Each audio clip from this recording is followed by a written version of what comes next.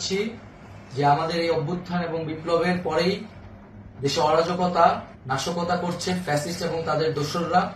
আমরা দেখতে পাচ্ছি যে বিভিন্ন জায়গায় এখন গোলাগুলি চলছে, মন্দিরে হামলা হচ্ছে এবং নাশকতা ও লুটপাট করছে।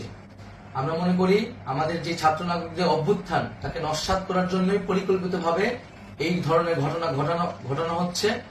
আমরা মুক্তিকামী ছাত্র জনতাকে সজাগ এবং সতর্ক থাকতে আহ্বান জানাচ্ছি এবং আমাদের যে অন্তর্বর্তীকালীন সরকার, আমরা সেই সরকারের যে প্রস্তাবনা 24 ঘন্টার সময় নিয়েছিলাম, জরুরি পরিস্থিতি মোতাবেক আমরা এখনই তার একটি রূপরেখা ঘোষণা করছি।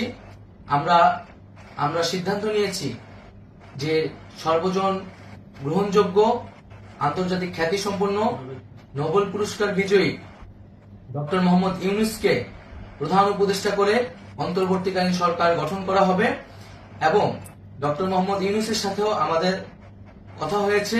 তিনি ছাত্র জনতার আহ্বানে বাংলাদেশকে রক্ষা করতে এই গুরু দায়িত্ব নিতে সম্মত হয়েছে।